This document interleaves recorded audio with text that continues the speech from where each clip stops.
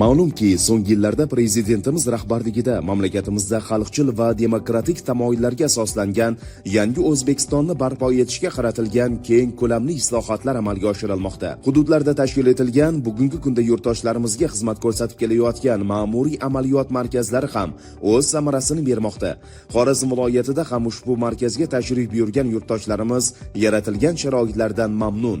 Harakat ishtirokchilariga tunu kun xizmat ko'rsatish, ularning vaqtini tejash, ortiqcha ovoragarchiliklarga barham berish, sodir etilgan huquqbuzarliklar uchun jarima qarorlarini chiqarish, sudga oid materiallarni tezkorlik bilan yagona axborot tizimi orqali joylardagi sud organlariga yuborish, jarima maydonlarida saqlanayotgan transport vositalarini chiqarish amaliyotlari hech qanday muammolarsiz amalga oshirib kelinmoqda. Quvonarlisi shundaki, endilikda yurtdoshlarimizning yo'l harakati qoidabuzarligi bilan bog'liq muammoli savollarga, jarima qarorlariga oid e'tiroz va tushunmovchiliklar, jarima miqdorlari hamda chegirma muddatlari xususidagi savollarga malakali huquqshunos mutaxassislar tomonidan javob berish, ularga ko'maklashish maqsadida markaz negizida KAL markazi tashkil etildi.